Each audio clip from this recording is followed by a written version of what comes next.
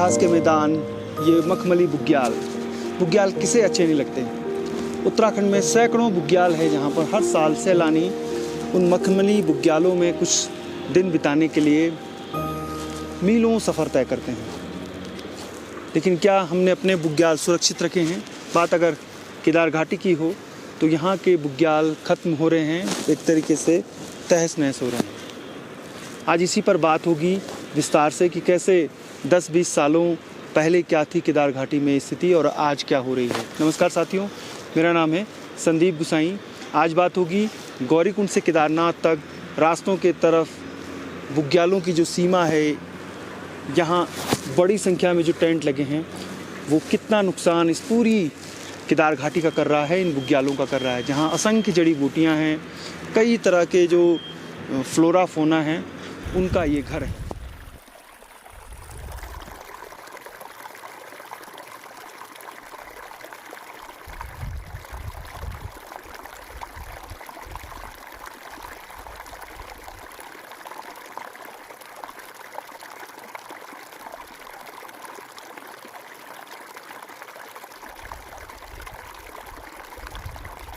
ये तो अब आप देखिए यहाँ पे जो पहले तो केदारनाथ जी में पुराने हम सुनते थे कि रामबाड़ा में नाइट स्टे होता था और यात्री वहाँ से सुबह यहाँ आके दर्शन करके जाता था। मुश्किल से आराध्य भगवान श्री केदारेश्वर की रात्रि पूजाएं और वगैरह करने के लिए 10-15 ब्राह्मण ही यहाँ पे रुकते थे, बाकी सब यात्री लोग रामबाड़ा रुकते थे। लेकिन आज देखिए आप कितनी पॉपुलेशन और कितना, जहाँ देखो वहाँ टेंट कॉलोनियाँ लगी हुई हैं। अब इसमें तो गवर्नमेंट का पूरा हाथ है कि उन्होंने पूरा जो हमारा पुराना जो मेरी यादें हैं आपके रेतस कुंड से लेकर आगे बडियार पुछड़ा हम उसको बोलते थे, आप मेरे को ध्यान आ रहा है, ये भैरवनाथ वाली पीक और नीचे हेलीपैड वाला, ये दोनों वहाँ पे मिलते हैं, दोनों बुग्याल। तो वहाँ पे लेटर हम नंगे पाँव घूमते थे। हमारे बुजुर्ग कहते थे कि नंगे पाँव घूमो, उसमें शरीर में एनर्जी आती है और जड़ी बूटियाँ हैं इसमें, इसकी हमें उपयोग वो मिलेगा, शरीर को नुकसान नहीं होगा, बहुत सी बीमारियां ठीक होंगी। लेकिन अब तो सरकार ने पूरा खोद दिया है, हेलीपैड बना दिए, पूरी कॉलोनियाँ बना दी है। स्थानीय लोग भी जहाँ उनको जगह मिल रही है वहाँ पे बुग्यालों को खोद के। और दूसरा ये जो हेली सर्विस यहाँ पे है, पहले 2 सेवा होती थी, पवन हंस और एक दूसरी कंपनी, आज तो 9 कंपनियाँ हैं, 9 के 2-2 जहाज हैं, 18 हेलीकॉप्टर यहाँ पे पर डे 30-30 चक्कर मारते हैं। तो इसका कहीं ना इसका साउंड, इसका जो फ्यूल कंजप्शन हो रहा है, उससे इस हिमालय में कहीं ना कहीं दुष्प्रभाव तो पड़ ही रहा होगा। पहले हम देखते थे बचपन में बहुत गिलहरी वगैरह इधर जंगली जो लोमड़ियाँ होती हैं वो रात को दिखती थी, अब तो दूर दूर तक नहीं दिखती हैं कहीं। तो कहीं ना कहीं फ़र्क तो है, जड़ी बूटियाँ विलुप्त हो गई हैं, फूल नहीं खिल रहे हैं, हर चीज़ का बहुत दुष्प्रभाव है इसका।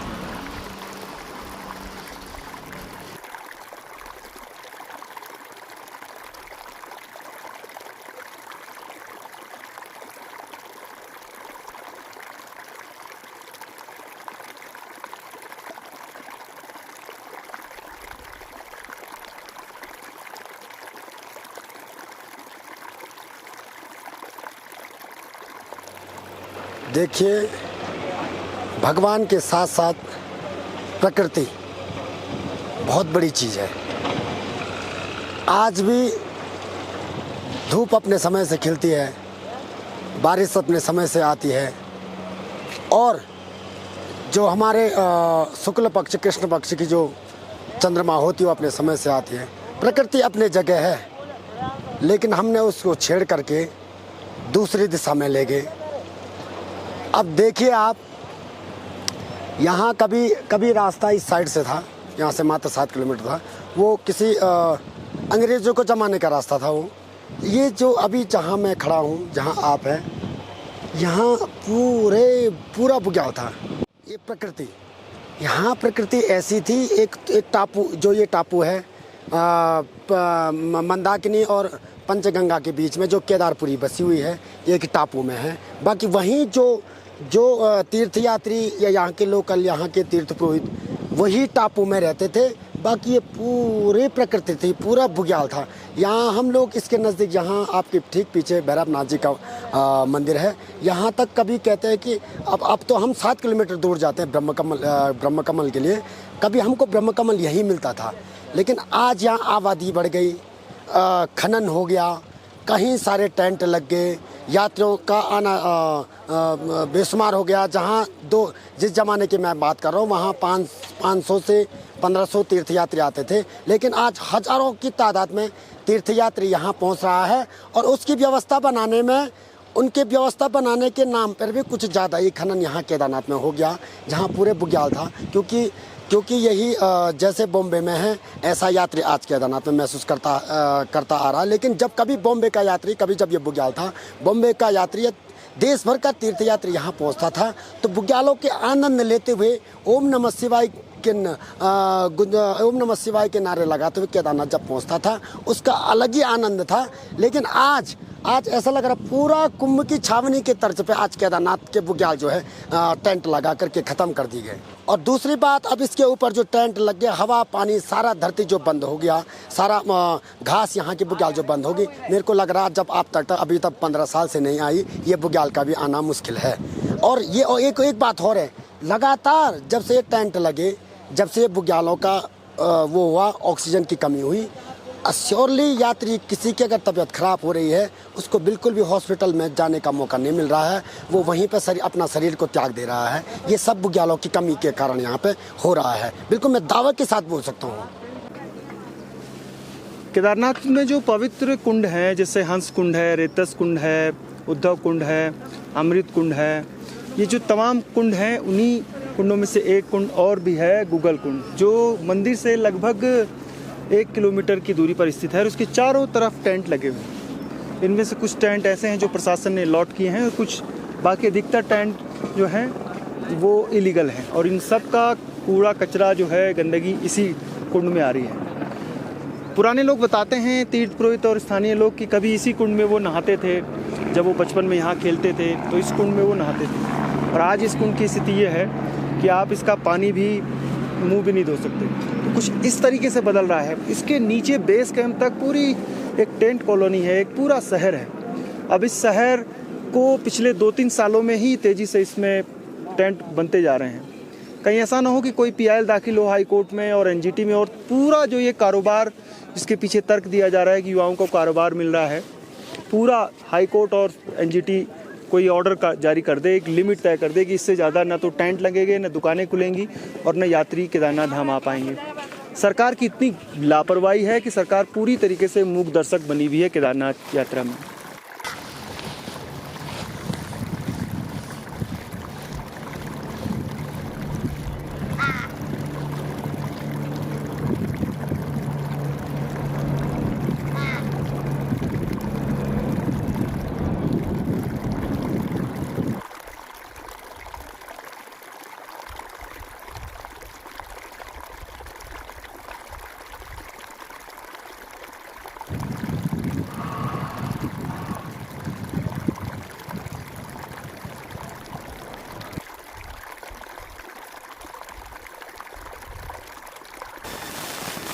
इस मखमली बुग्याल को इतना प्रदूषित कर दिया गया है, इतने शॉट किए गए हैं, मैं दिखा नहीं सकता आपको।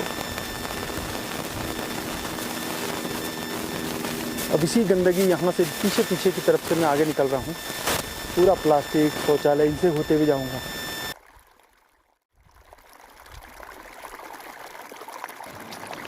ये पूरी GMBN की टेंट कॉलोनी है। पीछे कितना कचरा इन्होंने भी फेंका हुआ है। Nandi base camp, Nandi complex है ये पूरी। ये वैसे पूरा बेस कैंप ही असुरक्षित है। ऊपर से अब लॉन्च आएगा किसी दिन, सब कुछ तहस नहस कर देगा। सरकारों ने नहीं हटाया तो प्रकृति खुद ये सब तहस नहस करके साफ कर देगी।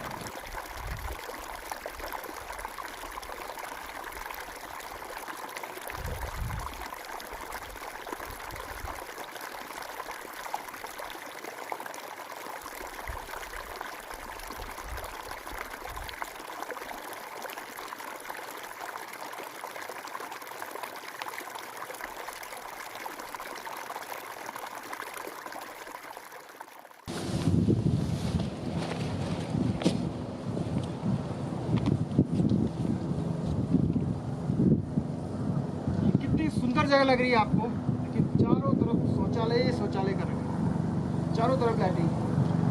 अब आप सोच सकते हैं जिसको आप स्वर्ग समझते हैं, हम स्वर्ग समझते हैं सभी, उसको हम सब मिलकर कैसे नरक में।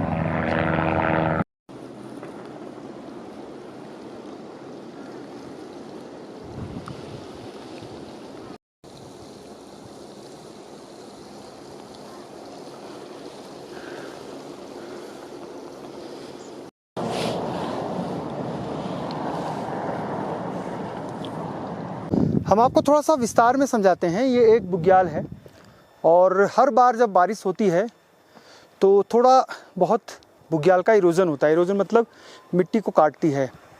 ऊपर पानी बरसात होती है तो वो पानी नीचे आता है और बुग्याल को थोड़ा बहुत नुकसान पहुंचाता है। लेकिन जब खुद मानव या यहाँ जितने भी टेंट लगे हैं, निर्माण कार्य हो रहा है, हम खुद खोदते रहेंगे तो फिर जो इरोजन होगा उसकी रफ्तार कई गुना बढ़ जाएगी। वैसे भी 2013 के बाद इस पूरे इलाके में बहुत ज़्यादा इरोजन हुआ है, यानी बहुत जगह लैंडस्लाइड हुआ है और उसको स्टेबल होने में टाइम लग रहा है।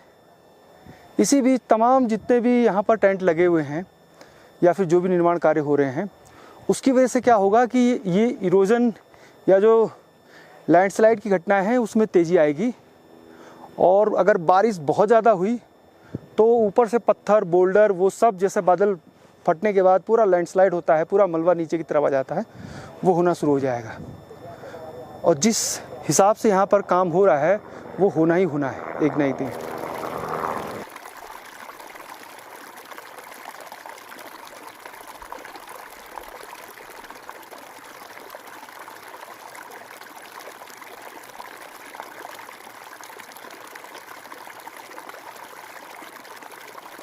आप इस समय ठीक बेस कैंप के पास हैं। ये पूरा बेस कैंप है। अगर गौरीकुंड से केदारनाथ धाम तक की बात कर लें, कितनी दुकानें हैं और कितने टेंट हैं, तो मेरे अनुसार कम से कम 2.5 से 3 या उससे भी ज़्यादा 4000 से भी ज़्यादा दुकानें होंगी जो रास्ते के दोनों तरफ हैं। गौरीकुंड से केदारनाथ तक की बात कर रहा हूँ मैं। उसमें कितनी लीगल हैं, कितनी आवंटित हैं, वो एक अलग मामला है। अब अगर बात करें टेंट की तो कम से कम 25,000 टेंट हैं और भीमबली से केदारनाथ तक 1 लाख लोगों की रहने की व्यवस्था है। अगर भीड़ के हिसाब से देखें तो एक बहुत अच्छी व्यवस्था है, लेकिन प्रकृति के हिसाब से देखें तो ये बहुत बड़ी एक तरीके से मुश्किल चुनौती है इस पूरे इलाके के लिए। और ये पूरे टेंट जो है वो हर साल बढ़ते ही जा रहे हैं। पिछले साल से 2 गुने इस बार हैं और अगली बार हो सकता है इससे भी ज़्यादा टेंट लगे।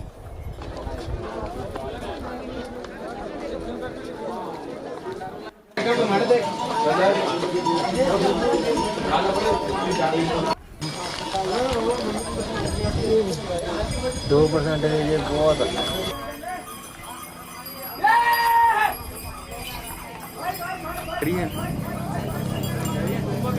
दबा दो भाई।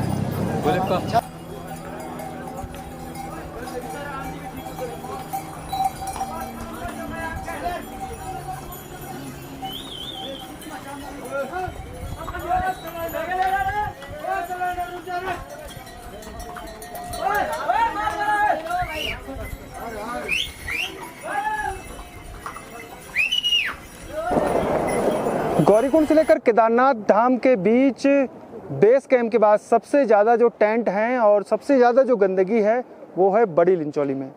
दरअसल बड़ी लिंचौली 2013 के बाद जब रास्ता डाइवर्ट किया गया था तो तब छोटी TF चट्टी, छोटी लिंचौली, बड़ी लिंचौली और छानी कैंप और उसके बाद बेस कैंप, ये पूरे नए जो छोटे छोटे पड़ाव हैं वो विकसित होते गए। रास्ते तो सुलभ इंटरनेशनल साफ़ करता है जो सफाई कर्मचारी हैं, लेकिन रास्ते के अलावा आसपास तमाम ये जो टेंट आप देख रहे हैं ऊपर से लेकर नीचे तक पूरी जगह प्लास्टिक कचरा फैला हुआ है। और चूँकि केदारनाथ पैदल मार्ग में 90% जो खाने पीने का सामान है वो प्लास्टिकों में ही आता है, इसलिए चुनौती भी बढ़ जाती है। और कभी भी इस घाटी के लोगों ने या फिर जो दुकानदार हैं उन्होंने कभी कोशिश नहीं की कि यहाँ से प्लास्टिक वो जहाँ फेंक रहे हैं वहाँ से हटाया जा सके। एक नया खतरा है जो तेज़ी से केदार घाटी को अपनी आगोश में ले रहा है, यानी प्लास्टिक का पूरा गार्बेज का सिस्टम। पहाड़ और जो छोटे छोटी झाड़ियाँ हैं, जड़ी बूटियाँ हैं, कुछ सालों बाद शायद ही देखने को मिले।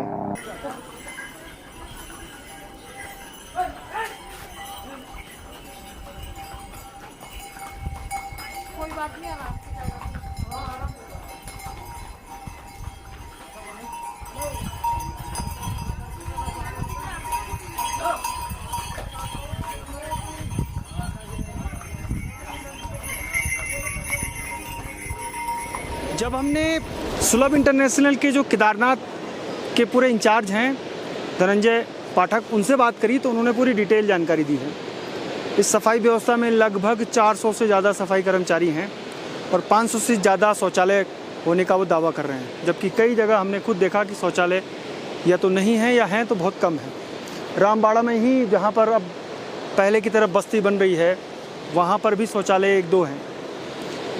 और इस पूरे प्रोजेक्ट में सरकार 7 करोड़ का खर्च करती है जो सुलभ इंटरनेशनल को देती है। सुलभ का काम केवल रास्ते की सफाई करना नहीं है, बल्कि रास्ते के नीचे ऊपर जहाँ जहाँ प्लास्टिक है वो सारा कचरा लेके नीचे सोनप्रयाग तक लाना है, जहाँ पर जो प्लास्टिक है उसको रिसाइकिल करने का प्लांट किया जा रहा है। हर जगह पर हर 200 मीटर पर सफाई कर्मचारी तैनात किए गए हैं। एक बड़ी चुनौती तो है, लेकिन सुलभ के साथ साथ जो आम स्थानीय व्यापारी हैं उनको भी ध्यान देना होगा कि जो कचरे के डब्बे हैं वहीं पर प्लास्टिक अगर नहीं फेंका गया, दाएं बाएं फेंका गया, तो वो भी नहीं उठाते हैं। वो केवल सड़क के आसपास ही उठाते हैं और कई बार तो नदी में फेंक देते हैं। मैंने कई बार उनको देखा भी, टोका भी कि आप ऐसा क्यों कर रहे हैं। तो वो अपना काम बचाने के लिए झाड़ू मार के जो कचरा होता है, प्लास्टिक की बोतलें या फिर जो प्लास्टिक का और सामान होता है, उसको नदी में फेंक देते हैं। तो ये सुलभ की सबसे बड़ी गलतियों में से एक है जो कर्मचारी हैं वो। निगरानी बहुत अच्छी नहीं है। प्रशासन, जिला पंचायत सब मूक दर्शक बने हुए हैं इस पूरी सफाई व्यवस्था में, और ये देख के बड़ा दुख होता है।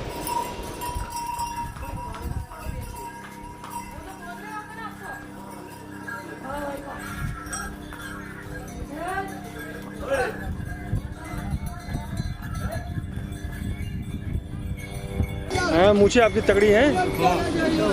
उम्र कितनी है आपकी? मेरी उम्र 63। और सब लोग 60 से ऊपर ही है? हाँ।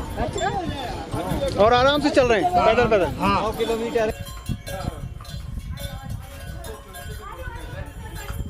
मेरे पीछे जो आप देख रहे हैं वो रामबाड़ा है। रामबाड़ा कभी 2013 के पहले इस पूरी यात्रा का मेन पॉइंट हुआ करता था। यात्री जब गौरीकुंड से चलते थे तो रामबाड़ा में रुकते थे, और रामबाड़ा से चलते जो केदारनाथ से चलते थे तो रामबाड़ा में रुकते थे।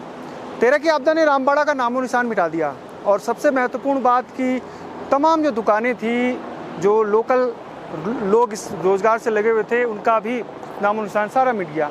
अब फिर से उसी जगह पर रामबाड़ा बस रहा है, या निशानियाँ जो हैं वो लग रही हैं, दुकानें वहाँ पर अस्थायी बनाई जा रही हैं, और फिर से उसी जगह जहाँ पर रामबाड़ा था वो डेवलप हो रहा है। इस पूरी गौरीकुंड से लेकर केदारनाथ तक जो दुकानें हैं उस पर जब हमने लोगों से बात करनी शुरू की, जो स्थानीय लोग हैं जिन्होंने लगाए हुए हैं, तो देखिए इसमें इतना मिली भगत है सारे डिपार्टमेंट की। फॉरेस्ट डिपार्टमेंट है, जिला पंचायत है, जिला प्रशासन है। इवन मुझे कई लोगों ने ये भी कहा कि पुलिस और SDRF के, बिजली विभाग के, फॉरेस्ट डिपार्टमेंट के, उसके अलावा जो जिला पंचायत है, इनके भी जो कर्मचारी अधिकारी हैं, इन्होंने भी कहीं ना कहीं टेंट लगाए हुए हैं, या फिर टेंट के लिए उन्होंने शहर स्वीकृति दे रखी है कि आप लगाइए। तो जब इतनी बड़ी संख्या में टेंट लगते हैं, और अगर पूरे टेंट की सर्वे किया जाए तो वास्तविक जो लाभार्थी है, जो वाकई में इस 4 धाम या केदारनाथ धाम की यात्रा से जिनका परिवार या रोजी रोटी चलती है, वो बहुत कम मिलेंगे। अधिकतर लोग ऐसे हैं जिन्होंने कब्जे करके दुकानें बनाई हुई हैं और किसी और को वो दुकानों को चलाने के लिए दे रखा है। तो ऐसी दिक्कतें हैं जो लगती हैं। अब आप गहराई से आप जब खुद आएंगे यहाँ पर तो देखेंगे कि बहुत सारी दुकानें ऐसी हैं जहाँ पर वर्कर रखे हुए हैं। असली मालिक कोई और ही है, जिसने कपाट खुलने से पहले ही जगह को ठीक ठाक किया और वहाँ पर छानी डाल दी या अस्थायी निर्माण कर दिया। जबकि वास्तविक जो दुकानें हैं वो शायद 70-80 हैं जो जिला प्रशासन ने आवंटित की हैं। अब ऐसे में वो लोग बहुत परेशान हैं जिनको दुकानें आवंटित की गई हैं, जिन्होंने पैसा भी भरा है लॉटरी सिस्टम से, और व्यवस्थित तरीके से उनको दुकानें दी गई हैं, और टेंट भी उनको लगाने के लिए कहा गया है। तो इस तरीके की दिक्कतें सामने आ रही हैं इस पूरे यात्रा मार्ग में। इस स्टोरी को करने के लिए मैंने बहुत मेहनत की। हमने सारे आंकड़े इकट्ठा किए हैं। जब गौरीकुंड से लेकर केदारनाथ तक सुलभ इंटरनेशनल कह रहा है कि 2 टन प्रतिदिन कचरा निकल रहा है, वो भी इस रास्ते का। उसके अलावा भी बहुत सारा कचरा है जो सुलभ के कर्मचारी शायद नहीं निकाल पा रहे होंगे। अब आप सोचिए कि केदारनाथ की स्थिति कितनी भयावह है।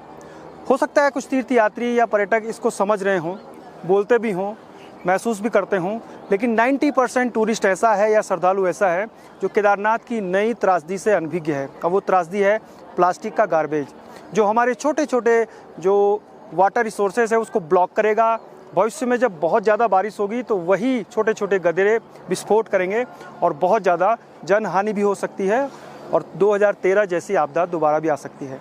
वो केदारनाथ में जो बुग्याल है हमने आपको दिखाया, रास्तों में जितने भी दुकानें हैं अंधाधुंध खुल रही हैं वो हमने दिखाया। दरअसल इस पूरे खेल में फॉरेस्ट डिपार्टमेंट, उसके अलावा जिला पंचायत, जिला प्रशासन और यहाँ की राजनीतिक पार्टियाँ भी शामिल हैं। कोई रोक नहीं रहा है, सब मूक दर्शक बने हुए हैं और सब जानते हैं कि प्लास्टिक कितना खतरनाक है। ये कहानी आपको कैसी लगी ज़रूर बताइएगा। टैग हम लगातार इसमें जो इम्पोर्टेंट टैग है वो ज़रूर करेंगे, लेकिन आप भी खुद जब केदारनाथ धाम आएँ तो अपने आसपास ज़रूर देखें कि प्लास्टिक कौन फेंक रहा है और कोशिश करें कि अपने साथ अपने घर से बोतल लेके आएँ। जो भी प्लास्टिक का आप चाहे टॉफ़ी खा रहे हों, चाहे आप चॉकलेट खा रहे हों, वो अपने पॉकेट में रखें। जैसे मैंने जितना भी खाया है वो मेरे पास है और जहाँ भी डस्टबिन दिखेगा मैं इसको वहीं पर डस्टबिन में डालूँगा, इधर उधर नहीं डालूँगा। तभी हम पूरे केदारनाथ के पैदल मार्ग को सुरक्षित रख सकते हैं। ये बहुत संवेदनशील स्टोरी है, इस पर ज़रूर कमेंट करिएगा और इसको ज़रूर फॉरवर्ड करिएगा ताकि ज़्यादा से ज़्यादा लोगों तक हम ये बात पहुंचाने में सफल रहें कि कितना भयावह ये प्लास्टिक और बुग्याल के ऊपर निर्माण खतरनाक होता जा रहा है। फिलहाल संदीप गुसाई को इजाज़त दीजिए। जय नंदा, जय हिमाल।